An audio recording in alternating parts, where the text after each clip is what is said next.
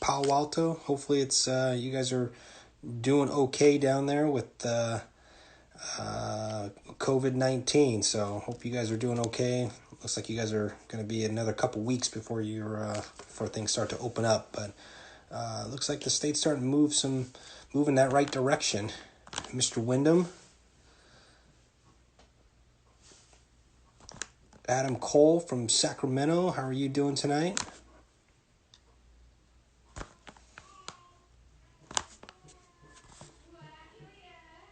Hopefully everybody's doing good. We got a great person coming online tonight with us, Les Lukach with Prep Baseball Report California. I've known Les for a few years now, probably close to 6, 7, 8 years now, and he's a very good friend of mine and somebody that I've got a lot of respect for. And we'll go into his background a little bit later when he joins us, but he should be coming online here shortly.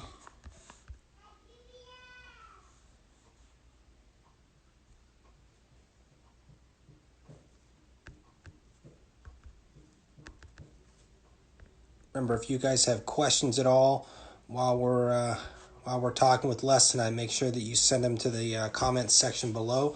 There he is, my man.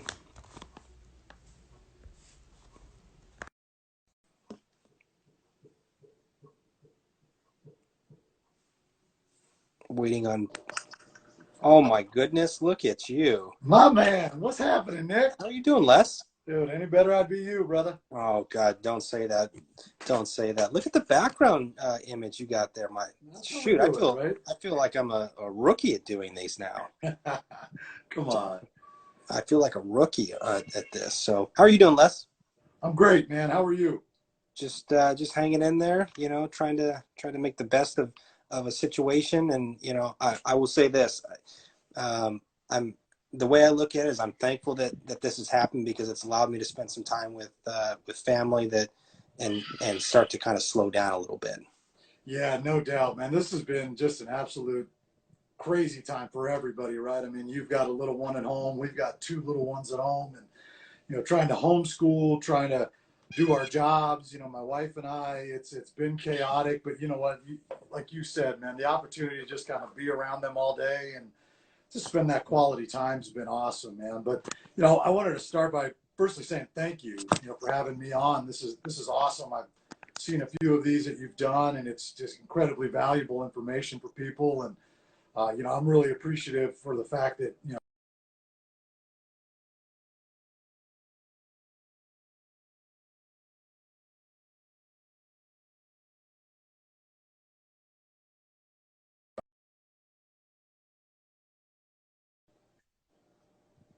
Sorry about that, Les. Something all good.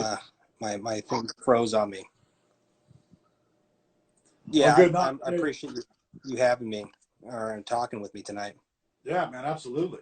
I'm pumped. So let's do a short little intro for you. Les Lukach, PBR director for California. I've known Les for, I'd say, God, I want to say 7, 8 years now. Yeah, at least, right? I don't. You probably don't remember the first time I met you. I do. Do you really? So we were. Well, at least with my old man memory, right? Yeah, for sure. So we were. I was down recruiting for San Jose State. I was down in Southern California, and I was at a Braves scout team workout. And I can't remember what high school it was, and I had seen Villa Park. That's correct. And you were out there watching, and I was like, God, that's Les. And so I'm like, you know what? I'm gonna walk over and say hi to him. And relationship kind of started from there, and we are today. Yeah, man, that was a lot of fun. I remember that. That was the Sunday scout ball game. I think it was the workout before the game, and Yep. I mean, you and I just seemingly hit it off right away, right? And then we saw each other at a couple of different camps, and just obviously saw you out recruiting a ton, grinding on that path. But I mean, it's what a wild ride, right? I mean, it's for sure. You've had a couple stops. I've had a couple stops since then, and and fortunate enough, our relationship has lasted, to where we're able to do something like this and hopefully provide some good intel and some good info to people. Absolutely. So let's kind of kick it off, Les, with talking about what PBR is and what you and your crew does for baseball coverage in the state of California. Yeah, well, firstly, there's a handful of us in the state. Obviously, Blaine Clemens up in Northern California. He oversees that part of the state for us and does just a marvelous job with that. And, down here in SoCal, you have myself, Steve Doherty, who played at Long Hmm. Beach State, UW, Team Canada, and a number of different places. He's with me here in this area. He's based out of Long Beach. And then Jack Shannon, who played at USD and played some ball internationally, is with us, and he runs kind of oversees San Diego for us. So, between the four of us, we kind of have the state, pretty well covered. The big thing for us is just to provide exposure to the sport, right? I mean, obviously, we're in a hotbed of high school baseball in the entire country.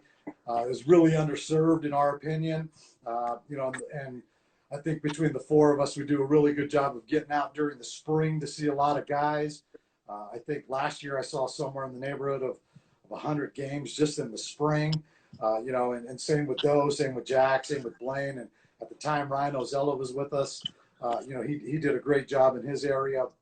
And, it's just providing exposure to the sport, A. And then obviously, we're evaluating guys, right? I mean, we run events, we do rankings, we do podcasts where we talk about players. So it's just all baseball all the time, right? And it's just something that we felt was really important for California. It's something that PBR felt was critical for California. We're in 40, I want to say 43 states or 41 states across the country. With guys everywhere. We got a team of I want to say close to, pardon me, 200 guys across the country, doing what I do and doing what Doe does and what Blaine does. And, we've got the country blanketed pretty well in terms of our coverage. And that's the goal really is to, provide opportunities more than anything, right? I mean, I can't tell you how many times I hear from either a player or a parent or even on the college level, right? I mean, we get calls all the time asking about players, and there's guys that they haven't seen, right? And if you Right. can help maybe get a guy on the radar, well, I mean, hey, that's what it's all about, right? I mean, I got a really nice email today from a dad whose son committed today, in fact, and he was just telling me he was just so grateful and so thankful for what we did in that process. And I look at it as, hey, we're just doing our jobs, right? Sure. But you just don't know the impact that doing your job and doing it for the right reasons can Hmm. have on not only a kid, but, the entire family. So it's a little bit about what we do and what we're about. Yeah, and I've known you for a while. I've known Blaine Clemens, who covers Northern California, for I can't even tell you how many years. It's been a long time that Blaine and I have been associated with each other. And the thing I like about you guys, Les, and you guys have a really good pulse on baseball in the area. You guys do it for the right reasons, and I think what you guys do right now is and the service that you guys provide is so critical. In what's going on, especially with people being shelter in place and losing the whole high school season. Talk about what college coaches are telling you about how they're preparing for the summer, how recruiting has changed really because of all this. Yeah, it's a great question. We've been doing a lot of podcasts with college coaches recently, and that's one of the questions I asked them is, man, like, how are you guys recruiting? And I had Noah Jackson from Cal on today, and I asked him that question specifically. I said, how's recruiting today, right? And he says, well, it's a lot of it is, you're going off your notes that you had going into the spring and what you Yeah. were able to see the first couple of weeks, right? Because they were only able to get out, I want to say, for like 12, 13 days. Right. And it's a lot of conversations, right? He told me he's on the phone constantly and daily with high school coaches trying to figure out, hey, do you have a guy that might be a fit? Maybe it's a follow-up conversation. They're doing a lot of video recruiting right now. Guys are sending videos, guys are posting video on Twitter, Instagram, wherever it may be. And they're, that might lead to a phone call to that kid's high school coach. So it's really changed the dynamic of recruiting because they're not able to be out, right? And this is the prime recruiting season, the spring season for college guys, as you very well know. So it's really changed the way they're going about it. And it's, a lot of it is, again, phone calls and follow-ups and Mm-hmm. doing their due diligence, right? And, Yeah. we get calls, myself and Jack and Doe and Blaine, pretty much daily on, hey, what do you got on this guy? I'm hearing this, and just kind of get the second opinion, if you will, right? And because I mean, you know, as a recruiter, you got to do your due diligence, right? I mean, you can't just take the word of one person on a particular player, particularly at a highly academic school, you know, like Cal or USD, some of these people that we've had on the Hmm. podcast. So recruiting's really changed in the dynamic that you're not able to see guys, and who knows when you will be able to see guys, right? Right. And so that's really complicates matter, right? It's not like, hey, we're going to be out recruiting in, you know, middle of June or the end of Yeah. June, so let's Yeah. hold off, right? But Right. you know, a lot of these schools are still trying to fill out their 2020 classes, so you know they're doing their due diligence by, you know, phone calls to high school coaches, club coaches, certainly, you know, and you know us, and you know people like us and you, I'm sure, are getting a lot of calls as well, and because Yeah. you've got you're pretty dialed in your area as well. So, I mean, it's a lot of it's kind of a lot of the unseen work that happens in recruiting, right? I mean, everybody can see a college coach out at a field, but you know, little do they know that there's, you know, half dozen phone calls that go in before they are even approaching a player. So it's kind of back to the basics, right? It's almost like an old school way of recruiting where, Right. you know, the budgets weren't what they are now, and you were really dependent upon third party information. So that's really what recruiting has become in today's age, right? In today's world, if you will, with this kind of stay at home mandate. And you know, if you guys have questions, hit the comment section below, and get a question in. The first question that was sent in to me today for you, Les, was: is PBR going to be have the ability to email college coaches on your guys' website at some point? Yeah, well, right now, like, you know, obviously we have, you know, we're a subscription based website, right? So, you know, guys can go ahead and do that now, presently, you know, within our Prospect Plus, you know, subscription. Guys can go in there and say, hey, this is kind of my wish list, right? And we have 20 schools, let's say, on that wish list. They can notify those coaches because those coaches are in our database. You know, hey, my name's Les Lukach. I'm a 2021 first baseman, and I'm interested in, you know, let's say, we'll just say Stanford, right? Right. And you know, coaches at Stanford will get notified of that. They can view their video. They can review their academic stuff. You know, I myself have done that for kids, right? Like if players email me, and if it's a player I know, you know, a player that I've seen that I feel comfortable doing that for, you know, I don't have a problem doing that. And I know Blaine's done that, and Doe and Mhm. Jack have done that as well. But through our website, you currently have that opportunity, you know. But the other piece is, I mean, if you're an unrecruited player right now, or an uncommitted player, I should say, and that's something that you want to start getting into, and you want to get your name out there, you want to get your video out there, you know, hit us up. I mean, hit us up on Twitter. You can email us, whatever you can do. Our emails are on the website. You know, you can email us, and you know, we will certainly, you know, put something out there for you, whether it's on social media or write an article or whatever it might be, to Sure. at least start that process for the player, you know. And if it's, again, a player that I know and am familiar with, I have no problem, you know, emailing a coach on the player's behalf and saying, hey, you might want to take a look at this guy. And it's something that, I mean, I've done since I started doing this stuff about 10 years ago. So, you know, obviously your reputation is everything in this business and in any business. But, you know, again, if it's a player I know and I'm comfortable with, I've got no problem doing that personally.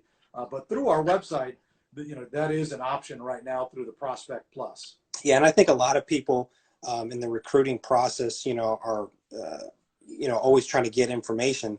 And as a personal story, one of the kids that I recruited when I was at San Jose State um, was a kid that hadn't pitched very much. And I got his name, and all of a sudden I was like, I don't know anything about this guy. And I called you up, and the kid's name was Jacob Gonzalez, and went to La Mirada High School down in SoCal. And I remember you telling me, you know, I've seen him. It's a fresh arm, really good program, and you were spot on with the information, and that information allowed me to get in the car and actually drive down to go see him. So a lot of people don't realize that even if they don't necessarily aren't one of those high profile guys, you might have seen him at a game and you're like, yeah, that guy's pretty good.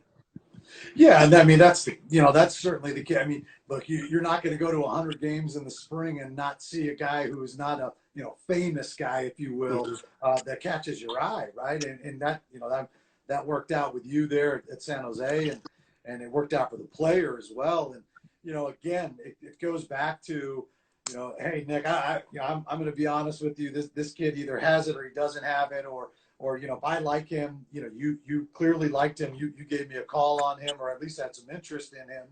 But it's that the relationships, right, and then it's making sure that we're not overselling, right, Sure. and you know this as a recruiter, right, and when you go back to your head coach, you can't oversell a kid who is kind of the borderline guy. And I've had those conversations with coaches, right? Like, yeah, I don't think this guy's for you, right? He may not last at your level, and it may not be something a coach wants to hear. It's certainly not what a player wants to hear. But I mean, you can't oversell something and have the player arrive and underdeliver, because what that does is you no longer trust me, and trust is obviously the most important thing in this business. I keep saying that this business, it is a business, right? And recruiting and college athletics, it is a business. And for anybody who says that it's not, well, either their head's in the sand or they're just lying to you. And I don't play that game, right? I mean, it is a business. This is my job. And if I don't do my job right, or if I don't do my job well, I certainly am not going to have a job. And I have people that depend on me to support them. So, it's one of those things, right, where if a player's just probably not to that level, it's one of those things where you just got to be honest with the coach. And, I think at some point the player needs to be honest with himself, right? I mean, obviously everyone wants to go Division I. Everyone wants to go to the Pac-12 or the SEC or these Power 5 conferences. The fact of the matter is not everybody's at that level, right? I mean, you have 35 guys on a roster on 12 teams. I mean, do the math, it's 370 players, right? And I mean, not everybody's going to bring in, a guy that's going to develop. And, I keep going back to Noah. And Noah brought this up today, right? He's like, it's a business, and we need guys that are going to come in and contribute. And we need guys that are going to help us win games, because if we don't win games, we're out of a job. Yeah. And if I keep selling guys to, college coaches that, go there and are gone by Christmas, well, guess what, man? I mean, we're going to be out of a job, right? Correct. And more importantly, that relationship's ruined. And as you know, it's taken me a long time to get where I'm at. And, it's a lot of work and a lot of perseverance to cultivate those relationships, to earn that trust. I mean, I'm not a former big league player. I'm not a former, big time college player. I'm not. And so it takes a lot of work and a lot of due diligence to build those relationships. And, I'm certainly not going to stick my neck out for a guy that I don't believe in to fit at a particular level. Sure. Question that just came across: who do we send an email to get an article or video on PBR? How would people get in touch with you, Les, or anybody? My email is simply my last name, Lukach, Lukach @prepbaseballreport.com. You can send it to me and we'll take it from there. Awesome, Les. One of the things that I just checked out right before I got online was ESPN said that they Major League Baseball is talking about, they're being very coy and saying, hey, you should start maybe working out now with a mid-June date for spring training, and hopefully Major League games going on in early July. What are you hearing, Les, about summer baseball, whether it's in Southern California, Northern California, in terms of when is that going to kind of happen? Well, that's a fantastic question. And it's like the $1 million question right now, right? And Blaine and I actually had a phone call about this earlier today. And, it's really weird, because now it's kind of almost like it's coming down to county by county. Yeah. For example, we use Islanders Field for quite a few events, and we have quite a few events planned there for this summer.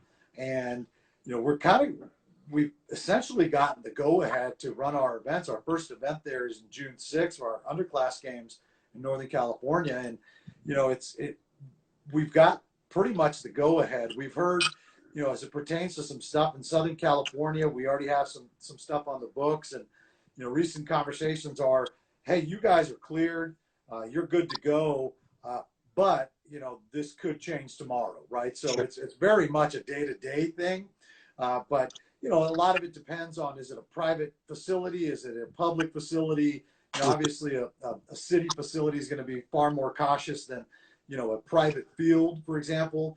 So that's what we're hearing across the state.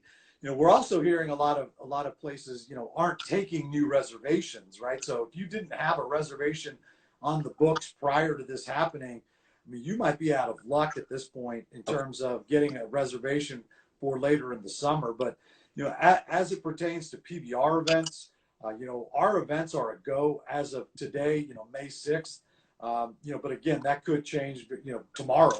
Sure. But as it pertains to what we're hearing, we are good to go with our events, and it's just a matter of, the really good news is that the state's starting to open up. Yeah. We're working behind the scenes, not only, locally here in California, but nationally on putting in some best practices, right? I mean, we want to be very diligent about social distancing. We want to make sure there's hand sanitizer. We want to make sure the dugouts are getting sanitized between games. We want to make sure all that stuff happens to make it as safe an environment as possible, right? And we're even talking about modifying kind of our gameplay stuff and how it works. Maybe we run a ghost runners or whatever, like an old school, right? I mean, the guy gets a hit, you got a ghost runner on first, whatever. Right. So we're talking about a lot of different things. There's so many moving parts, but it's really difficult to plan given the unknown, right? I mean, we don't know when it's going to open up, and we don't know when things are going to be permitted to get back to kind of to normal, right? And something tells me that it's going to be a long time before we get back to what normal was prior to March 14th, when everything kind of got washed away. Right. But as it pertains to what we're seeing right now, we're hearing a lot of positive things from not only city facilities that we have booked, but obviously private facilities as well. Now, what about the events, the kind of home run events like in Arizona that are going to have, used to be called the Junior Olympics. Are you still hearing those are going to be going on? I know that there are some places that have, I think it was Wilson Premier canceled their summer session or summer tournaments and everything. What are you hearing about stuff that's going to happen in Phoenix and Scottsdale and the spring training complexes? Yeah, well, talking to my counterpart in Arizona, excuse me, he's very encouraged with the news that's come out, and that they're going to be open and be able to run some stuff.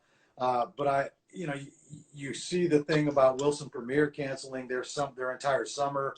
The USA Baseball came out and kind of postponed a decision here for a couple of weeks. I think that's encouraging. So there's a lot of encouraging signs that stuff's going to happen in Arizona. Okay. And it's kind of weird, right? I mean, different states have kind of different guidelines and different rules. Sure. Like for example, Colorado, PBR Colorado has some events planned for later this month and early June that they're told that it's a go. So I mean, that's encouraging as well. Obviously the South has some locations where, again, as long as there's some measures in place where, the guidelines to follow, the social distancing and the cleanliness and all that stuff are in place, that they're going to be able to run some events. So that too is very encouraging. So, without speaking too much about what other organizations are doing, there are signs that there's going to be summer baseball. It's probably, my guess, is going to be on a much smaller scale. Sure.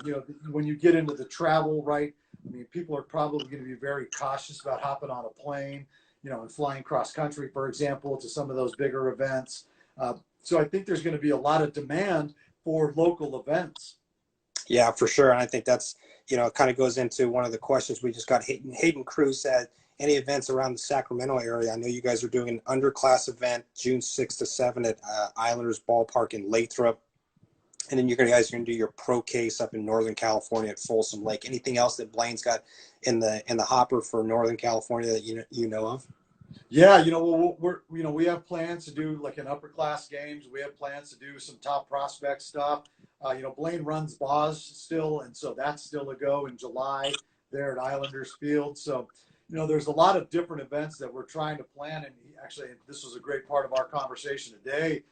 Because of the access we have to Islanders, fortunately, we might move some stuff there, right? I mean, if we're unable to have some of our events, for example, our state games are scheduled to take place in Long Beach. As of today, that is a go.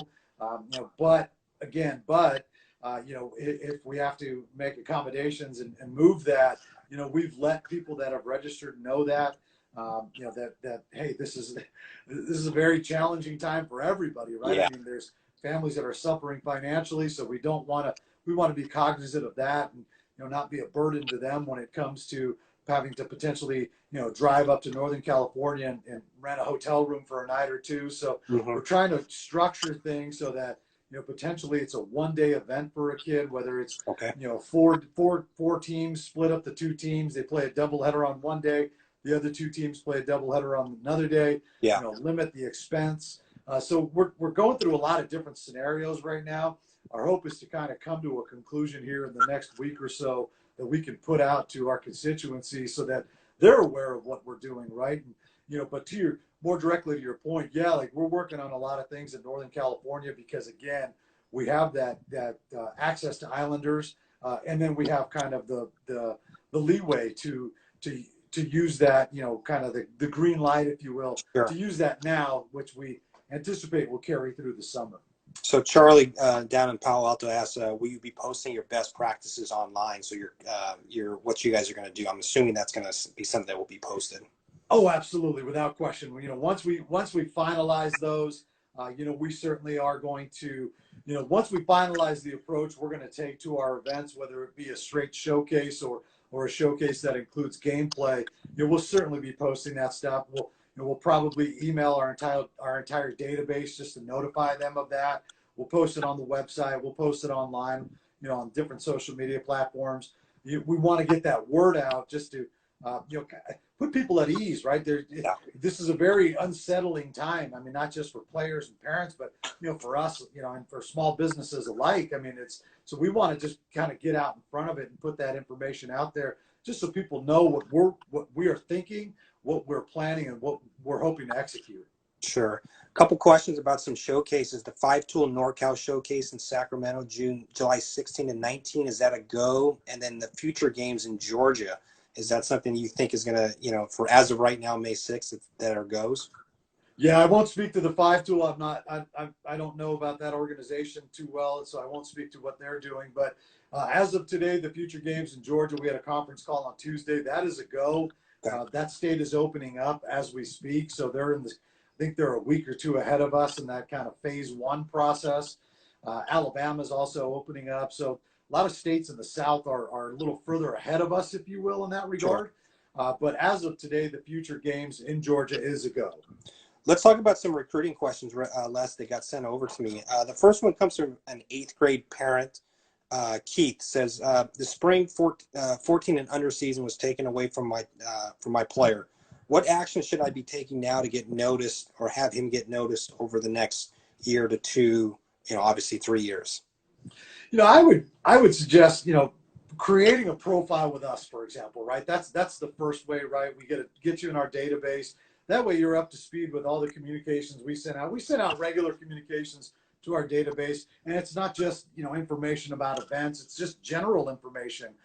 We have this fantastic article on our website written by Brandon Hall, who I'm not sure if you're familiar with, but was a recruiting coordinator at UNC Charlotte for, 12, 15 years. And he's, in my opinion, one of the smartest guys I'll ever meet. And he does a weekly article called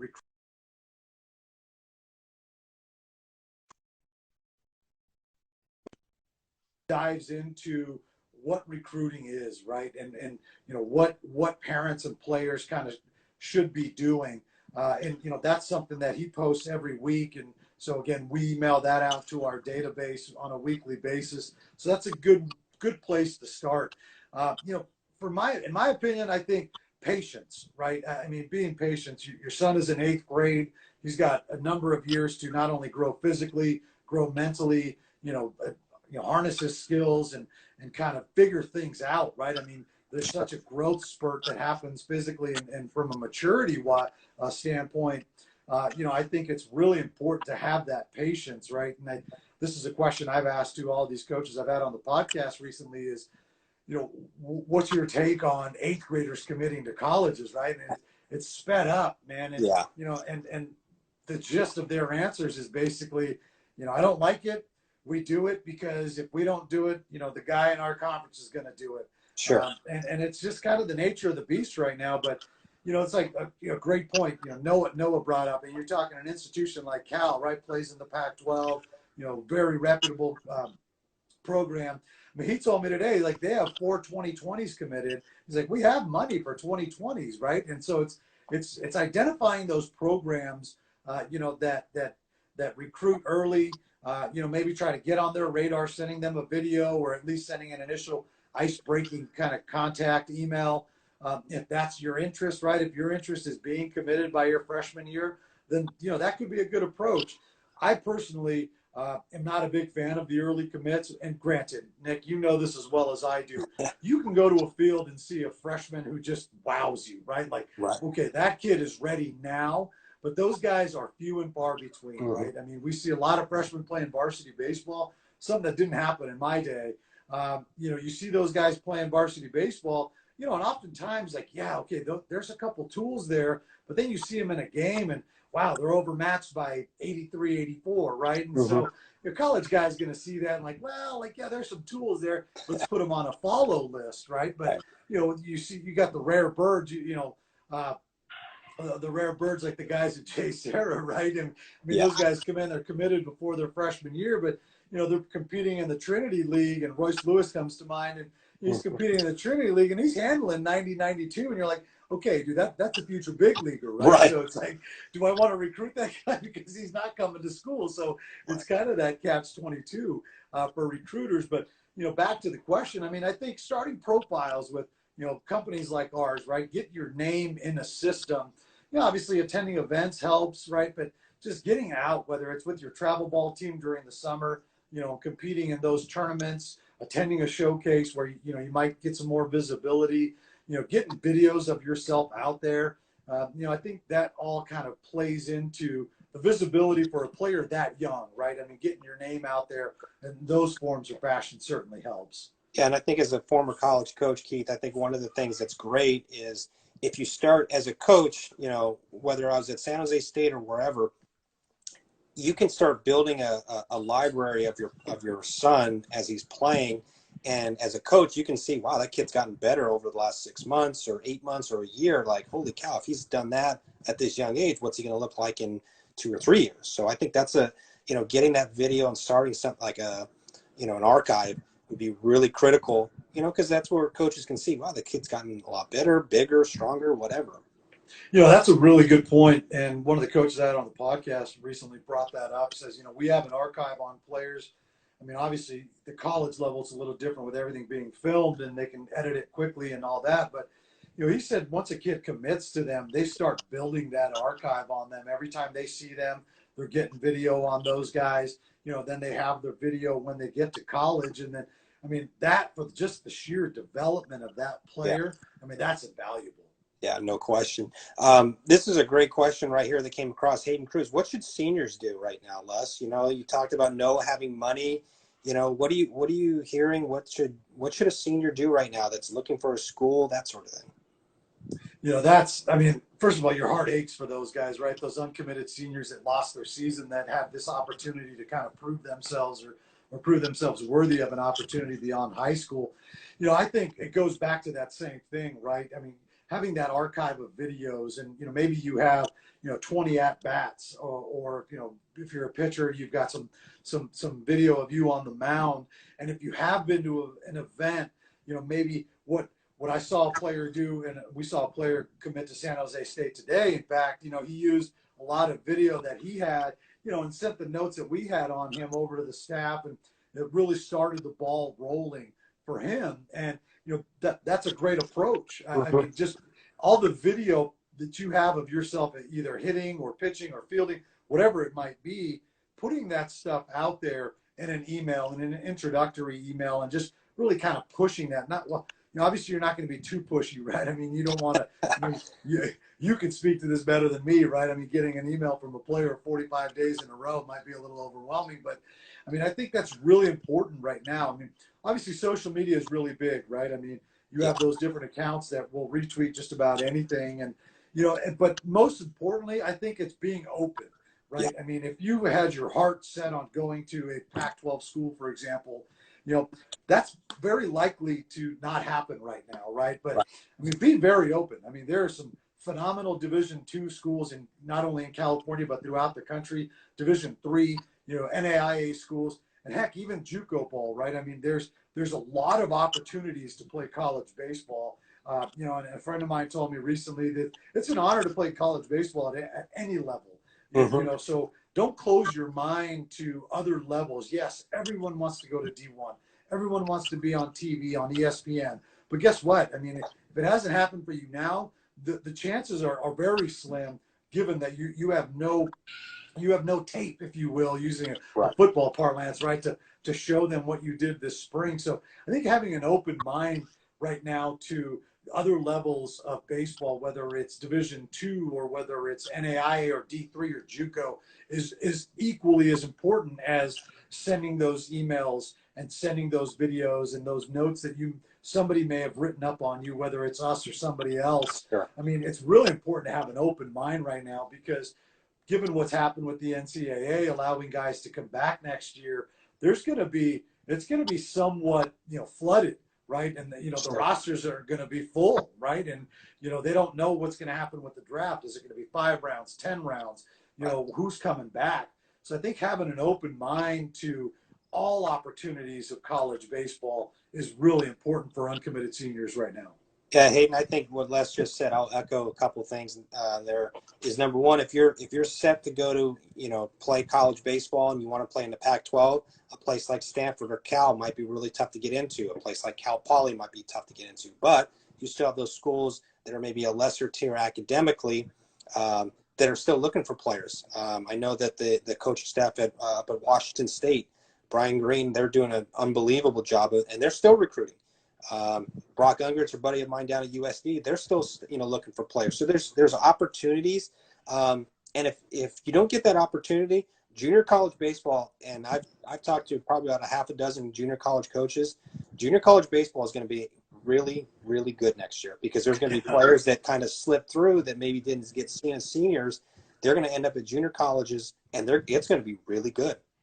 Yeah, and there's going to be a lot of high-profile guys, I think, that maybe pass up the opportunity of the draft this year and decide to go to a JUCO for a year potentially, Mm-hmm. and hope to get back into that draft if it works out for them age-wise, right? I mean, I think you're going to see that, and that's been one of the questions I've asked all these coaches, is the impact on the college game. And to a man, they all think every level of college baseball is going to just take a step up. Yep. Because you're going to have that scenario where guys are going to decide either to come back, or guys that normally would have maybe signed, don't like the number they're being offered and decide to go the JC route. It's going to be, I think, every level of college baseball, particularly in our state, is going to just be awesome next year because of that. No question. We just got a question from Coach Thomas, and this is something that it was when I was at Dartmouth, our head coach Bob Whalen used to talk about a lot, and it's something that's really critical for our game, Les. What about low-income families? The coach says, how can I get my minority players looks, the ones that can't afford, certain routes of showcases and things like that? Getting minorities, a lot of ability to be seen. The kids like the Tyree Reeds that are in Fairfield, California, who are out of this world, are good players, but you might get somebody that's at this same high school that hasn't gotten seen as much. Yeah, that's a phenomenal question, and there's a lot of foundations out there. Again, I keep going back to Noah today just because that conversation is fresh in my mind. He started a foundation in 2003 for that very specific reason, right? That it helps provide that opportunity to players. Let's be real. I mean, this has been a problem in baseball the last decade and a half, right? I mean, showcases are expensive. They're not cheap, and tournaments are not cheap. And, we here at PBR California have worked with a number of different teams and a number of different programs to help alleviate that, right? I mean, I just on a phone call yesterday with a high school coach in a low-income area here near me who has 3-4 really good players, right? And so I'm working with him to get those guys to our events because they deserve that opportunity, certainly, right? And, I won't get into specifics about what we're doing for those players, but we're going to provide an opportunity for those guys to what they're able to do to come out to our event so that they can potentially get that opportunity, moving forward from a college coach. So, I mean, I think there's a lot of different ways to go about it, right? I mean, and I don't know Coach Thomas just based off of his handle, but if you want to reach out to me, we could have a conversation about that. I'd be happy to do that because you're right. It's a really big problem. I tried to work with an organization here locally to provide a free showcase for inner city youth, and we're still in the process of working out what that might look like. So I think it's a it's a, it's on us, right? I mean, it's on us. It's on PBR. It's on organizations like us to provide that opportunity, right? And I love what MLB Develops is doing. Yeah. That's really good. They're really kind of taking the lead on that, and I think that's fantastic. So we're trying to do something in that same vein. Whether it's having an opportunity, having a showcase for 40 or 50 kids at very low cost or no cost, to where we can provide that opportunity for those players, so that it gives them an opportunity. I think it's incumbent upon organizations like ours to do something like that. Yeah, Coach Thomas, and I'm not sure where you're from. You can reach out to me. You can reach out to Les, and we will certainly try to help as much as we can. I know that when you watch the College World Series, Michigan, Coach Bakich and Nick Schnabel, that I've known for probably a decade, they really do a good job of going out and beating the bushes. So what my advice would be is, if you have a player that you feel very strongly about, contact an organization, whether it's a travel team or somebody like Les at PBR, and let them know. And I think that will be something that hopefully they can work with, and they're not going to be able to let 50 kids in, at an event at no charge, but who knows what they could do.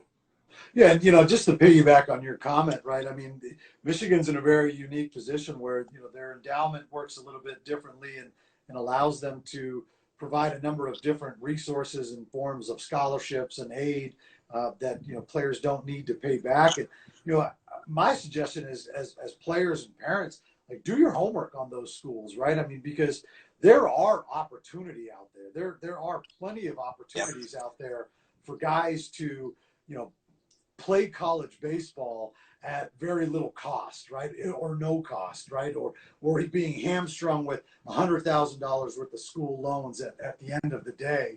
So I mean, do your homework as parents and players on those sorts of schools, because they are out there. Michigan being one of those.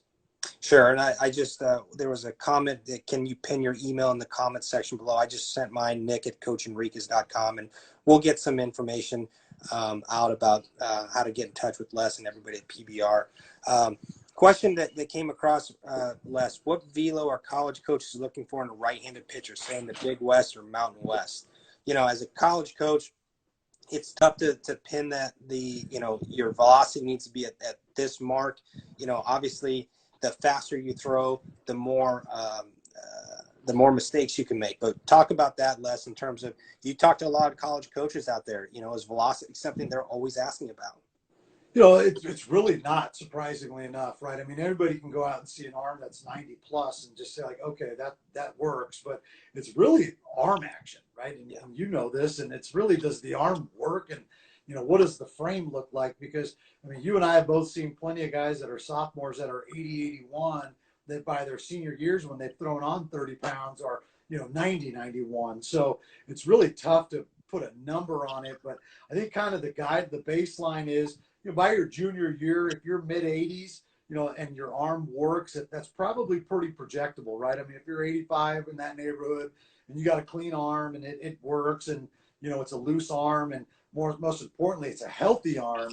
I think that's a good kind of baseline figure, that 83, 85 mark.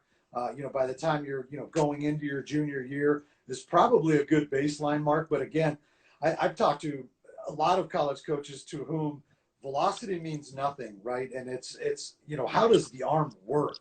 Yeah. Because there's a player in my area right now that's 83, 84. He's committed to a Power 5 school, and but there's a lot of funk, and the arm really works, and the arm really plays, and it's like, okay, that guy might be 88, 89 by the time he gets to college, but it doesn't matter because of all the other ancillary pieces, right? The arm works, it's clean. There's some deception to it. So I think we get caught up in velocity a lot. And I think that, has led to some issues in the game, especially at the youth level. Because when you're seeing 14-year-olds that are on a radar gun, I mean, of course, you're 14, you're probably jazzed, like, oh my gosh, that kid's got a radar gun. Yeah. I mean, I got to throw hard, right? And so I don't play the velocity game a lot. And, if you see me out at a game, I'll generally get velo on a pitcher in the first inning, the third inning, the fifth inning. And if he goes into the seventh inning. Like, I'm not getting velo on every pitch because I want to get a baseline for the velo in the first inning, but I really want to dive into the mechanics and the arm action and see what's going to work. I mean, does it look like that there's potential, injury risk there moving forward in the future? And so, I mean, we get caught up in velocity a lot, particularly at the young ages. My advice would just be, focus on getting a clean arm, having a clean path and something you can repeat, mechanically and just most importantly, stay healthy. Because if you can pitch, you can pitch. And those guys are going to be able to identify that pretty easily. Yeah, a couple really good stories about that. I was talking to a coach at the West Coast Conference that called me about a player, and he said, you know what, Nick, I'm tired of going to see kids that throw hard and they just can't pitch. He goes, I want to know, do they get guys out? He goes, that's the biggest thing. So I look at stats. What are their stats telling me? The other thing was when I was at Stanford, we had a pitcher named Chris Castellanos, left-handed from your era. Casty threw 8, and now he's left-handed. If he threw 83 miles an hour on a good day, it was a good day for Casty. I remember seeing him at Long Beach Poly, and you're 100% right. I mean, but dude, the guy, he missed bats, he threw strikes. Most importantly, he knew how to pitch, right? And I mean, he could pitch backwards if he had to, but he knew what his arsenal was and what he was most effective with. And that's probably the best advice, right? Is get comfortable with your repertoire and be able to throw all of your pitches for strikes, because it doesn't matter if you're 94 and it's straight and you're getting barreled up, it doesn't matter. But if you're 83 and there's some movement to it, you're missing bats, the coach is going to take that all day. Yeah. Yeah. And that's, when I was recruiting, that was one of the things I would tell coach, hey, you know what, he misses bats. Guys don't get good swings off of him. And as a coach, that's where, that relationships, with guys like yourself, you can call him and go, have you seen this kid? And does he still get outs? Yeah, he does. He just doesn't throw, 80, 89, 90, 92, that kind of thing. Or conversely, you get those guys that throw 92 and they keep getting hit around all over the ballpark. Well, why is that? Right. And I mean, you go back to that example you gave earlier about the kid from La Mirada, right? I mean, that was him, right? I mean, he wasn't a big power guy, but he missed bats and he knew how to pitch. And most importantly, the arm was fresh and there was a lot of growth to still take place for him. And that's what made him, from my standpoint, an exciting pitcher. And obviously, you felt the same way. Yeah. So talk about summer baseball, Les, and the importance of it, overall for development, but especially for this year. The spring season got wiped out. How important is summer ball going to be for kids and recruiters? How do kids get their names to the recruiters, things like that? Talk about what you're hearing. Yeah, it kind of goes back to that participating in events, whether it's a showcase or tournaments with your club team. I mean, that's going to be, really critical. I've talked to a lot of travel ball coaches here locally and throughout the state that are working on potentially, running some sort of league with a couple of, a couple of different teams that'll be involved in it, that they'll be able to, play on a Thursday through Sunday or a Friday through Sunday. And, might just be 4 teams, but hey, you're going to get reps, right? And you're going to have an opportunity to be in game time situations where, that's real, that's where the majority of the development comes from, right? So, I think that's going to be really critical, either participating in some sort of, showcase events that include games, because that's where you're going to have the opportunity to get some visibility. Again, the big piece is going to be, what's going to take place in terms of recruiting. Are guys going to be able to be out like it's any other summer, for example? Are people who are putting on these events are going to be allowed to have people in the stands? I mean, you mentioned that MLB deal. There's rumors that they might just do it in empty stadiums, which, Right. I don't know if you saw the KBO the other night, but it seems kind of weird, right? I mean, watching a game with nobody in the stands, but the reps are going to be critical, right? I mean, I just think that's going to be the biggest point is the development. And Jay Johnson brought this up to me the other day. He's like, that's his biggest concern is the lack of development. Yeah, guys can work out. Yeah, guys can hit in the cage or throw a pen, but they're not sitting in a 3-game series, up in Corvallis for 72 hours and going through the pressure and the tension and all of that comes with that. So, I think that's going to be the development of players is going to be really interesting moving forward, right? Because if you're not able to play in tournaments and you're not able to play in events where you're going to see live action, it's going to be a challenge for guys, man. I mean, it really, really is, because you can't really simulate that, right? I mean, I know coaches try to simulate the speed of the game in practice a lot, but that's a challenge, as you very well know.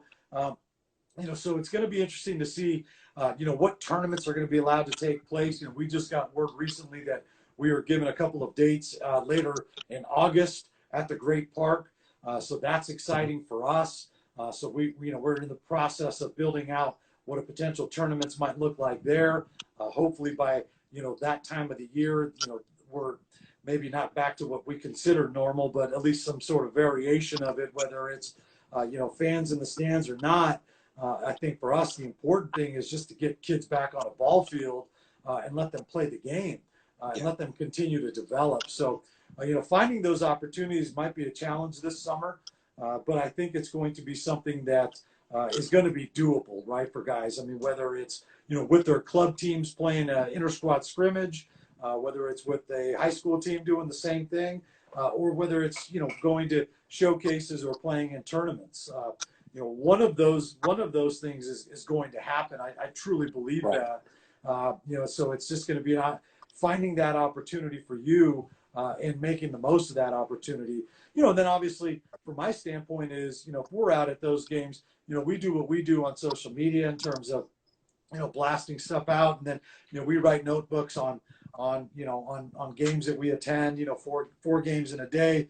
We'll typically get 20 to 30 guys, at least a mention in there, and then go in depth on a handful of other guys. And so being at those sorts of environments is going to be important. And whether it's a tournament that we run or if it's one of these, like I mentioned, these kind of leagues that these club teams are talking about putting on, getting in front of somebody that's going to talk about you is going to be really important.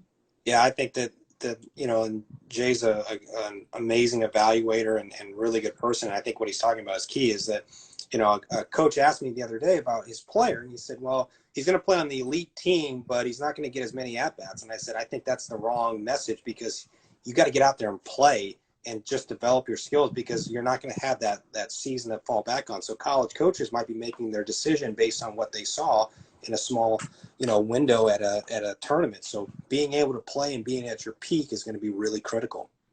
I'm glad you brought that up, because, obviously the way club baseball is, there's different levels within one organization in some organizations, but, everybody wants to be on the top team. But, is it in your best interest to go to a tournament with the top team and get 4 at-bats or 6 at-bats over the course of a weekend?